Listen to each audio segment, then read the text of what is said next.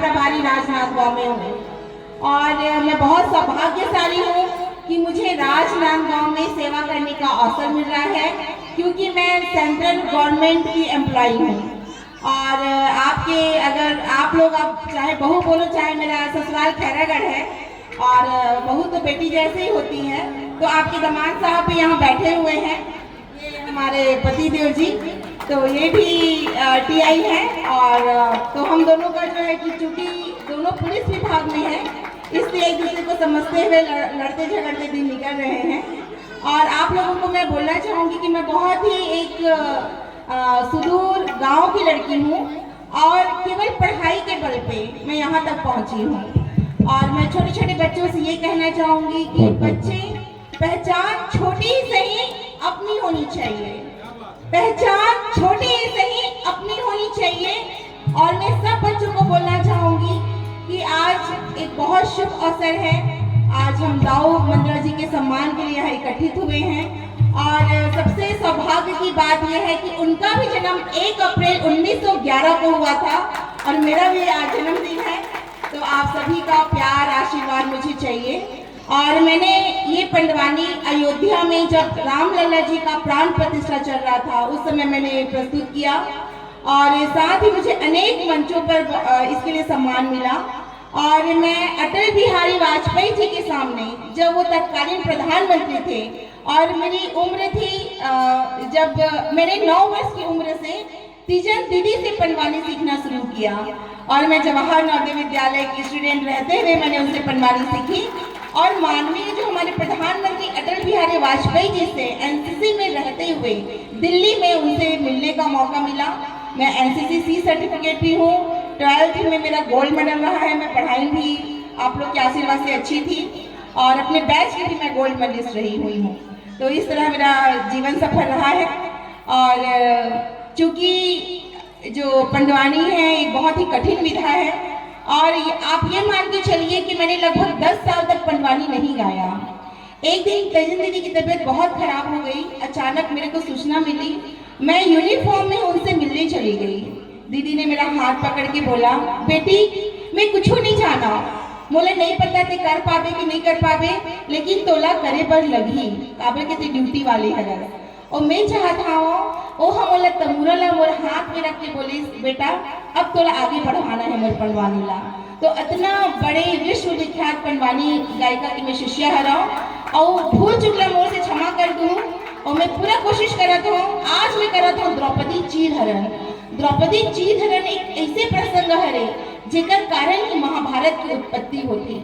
ये बोल सकत हो कि हो सकते अगर द्रौपदी चीरहरण नहीं होती तो हो सकते महाभारत नहीं हो सकती। तो ये सुनो, एक मोहन मुरारी श्री कृष्ण, यहाँ एक जन पीछू हमारे डहान बैठे हमें मधुसूदन, जे हाँ मोहन मुरारी के दूसरा नाम है। तो आज मोर बहुत बड़े सौभाग्य है कि आदरणीय भैया के सामने मोला यहाँ प्रस्तुत करे के मौका मिलत हवे। मंचस्थ जितना भी अतिथि है तेला मैं यहाँ चरण छू के प्रणाम करत हूँ। यहाँ बड़े बड़े दिग्गज कलाकार में बैठे हवे और सभी दर्शक लगे लोग मैं यहाँ प्रणाम करत हूँ। और ठीक है, अब शुरू करते हैं ज़्यादा समय ना लेते हुए। तो सुनना चाहता पंडवानी? ठीक है, तो शुरू करते हैं फिर। ठीक है, ले भैया शुरू कराओ।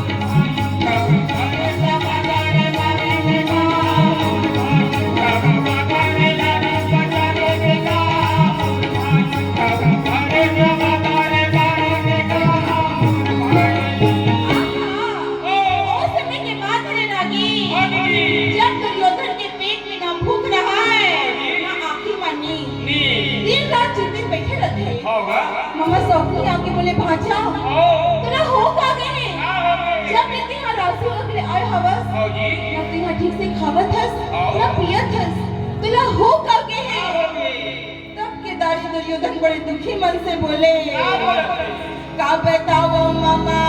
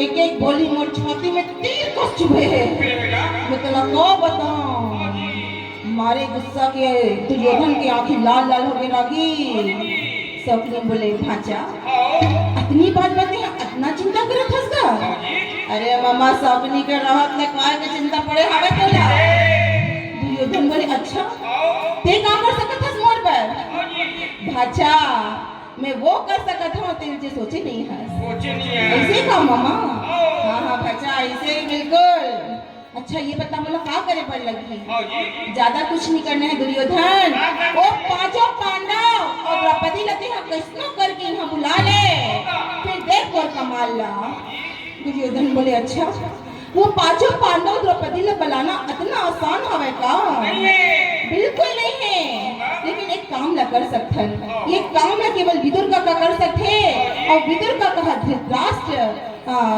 ओकरे बात ला मान सकते तो पिताजी ने जाके बोल जाके दुर्योधन बोले पिताजी वो का है ना हम सोचत हन दिवाली के त्योहार लट्ठा में आ गए हैं और सुंदर हमन पांचों भाई पांडव एक साथ मिलके दिवाली के त्योहार ला मना लेबो हरि के सुमिरन भजले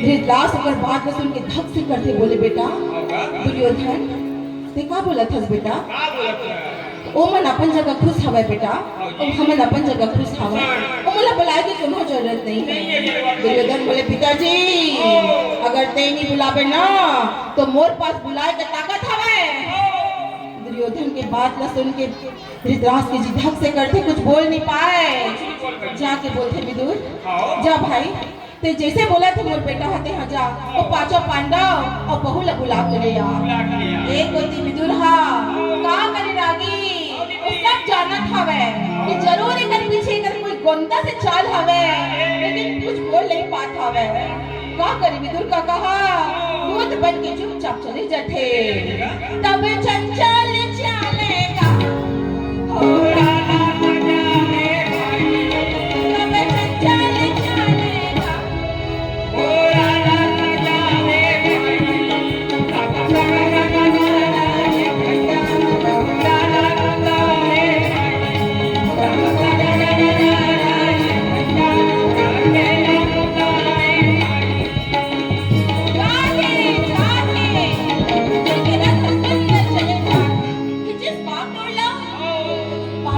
पांडव विदुर का गले देखते बड़े प्रेम से हाथ जोड़ के बोले आओ काका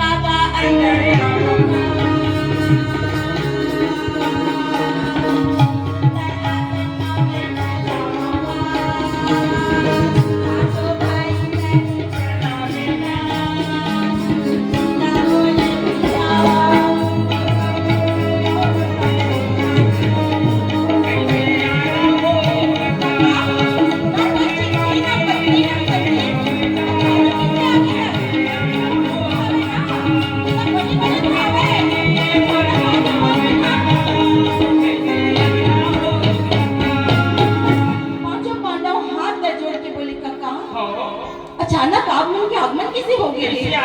घर में सब ठीक ठाक हवे ना? बड़े पिताजी ठीक है कि नहीं है? ओकर बात न सुन के विदुर बोले, बेटा आज मैं हतोर कोई काका बड़ा बन के नहीं आया हूँ, आज मैं हो दुर्योधन के दूध बन के आया हूँ। दूध बन के आए हस? अरे का खबर भेजे है मोर भाई है? वो ये बोले हवे कि दिवाली के त्योहार लखनऊ में आ गए हैं, पांचों भाई और बहू ला बुलाए हवे, और साथ में ये भी बोले हवे कि बड़े बड़े देश के राजा महाराजा सब छन आते हस्तिनापुर में, तो दो हाथ जुआ के भी होना हवे। यह सुन के धर्मराज ला कुछ समझ नहीं आया। विदुर बोले, बेटा धर्मराज ते मोर बात ला मानते बिल्कुल मत जावे हस्तिनापुर।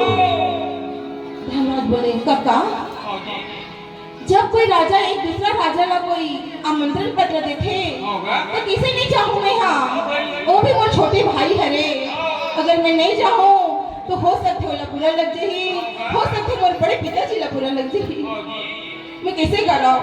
विदुर बोले, बेटा मैं तो यही बोलता था मत जा मत जा मत जा। विदुर बोले, मोर भाई हरे कैसे नहीं जाऊँ, और नहीं जाऊँ तो कहीं मोर से रुष्ट ना हो जाए। यही सोच के पांचों पांडव सुंदर तैयार हो जाते। एक पति कादे कट हवे, द्रौपदी हम मूल फुला के खड़े हवे। द्रौपदी बोलते, कहाँ जाओ तुम? बोलते, अरे कुछ नहीं, हम अल्लाह हमारे भाई बुलाए हवे दिवाली के त्योहार मनाए बर। अच्छा ये बात हवे, और मैं क्या करूँ? अरे द्रौपदी ते कुछ मत कर, घर के काम होता लगा कर, चुपचाप आराम से रह। द्रौपदी बोलती, अच्छा तुम हमेशा इसलिए करता करते कि नहीं करे तो हम नेगरी हवा ना, हमेशा ही पुरुष वर्ग मन हम लब काम में भिड़ा के और अपन मंचल देखे घूमे बर, और मैं हमेशा सोचता हूँ काबर हम बस नहीं करते। तो दिवाली के त्योहार हमें चाहता हूँ एक आध दिन तो ना यही पुरुष वर्ग मन से ही रंगवाना चाहिए हम एकदम। अच्छा है, देख मोरागी कहा थे सही बात, इसलिए रंगवाऊँ भाभी ला बोलते ठीक है। का कर पे रागी द्रौपदी बोलते, अगर तुम नहीं ले घूना तो सोच लो तू हम खाना दाना सब में हम बंद कर। हे भगवान, नारी से तो दुनिया हारी रागी। भीम बोलते, भैया एक जखन खाए बार बढ़नी दी और मोला भूखा पेट रहना पसंद नहीं। भीम के बात धर्मराज सुन के जोर से हंस के बोलते, इसे है हाँ भैया एक जखन खाए पी बढ़नी दी लगा था द्रौपदी। हाँ बड़े प्रेम के साथ पांचों भाई पांडव और रानी द्रौपदी हस्तिनापुर के लिए चले जाते। सदा तरोई हना बोले वो सदा सावन ना होए, सदा जवानी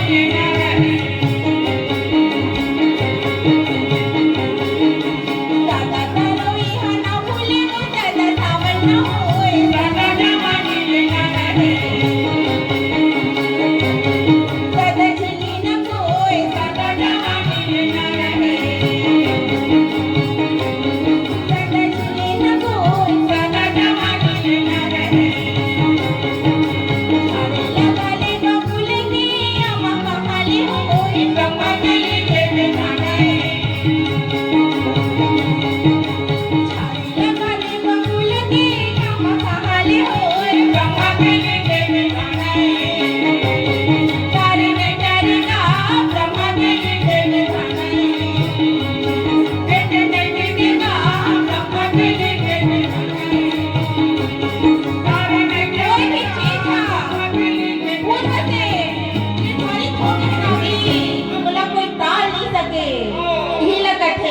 जो होना है जैसे होना है ओहा हो के रही।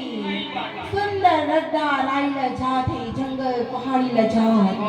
अचानक बीच रास्ता में आके धर्मराज बोलते, द्रौपदी द्रौपदी विदुर का बार बार मना करे रही से द्रौपदी हाँ जी। हमला मत जाके रही से और ऊपर से ते हमर मन संजात क्या बात है? सुनना द्रौपदी ते मोर बात ला मान जाना ते हाँ आधा रास्ता आए हमर ते मोर बात ला मान ते हाँ वापस चले जा। हाँ जी।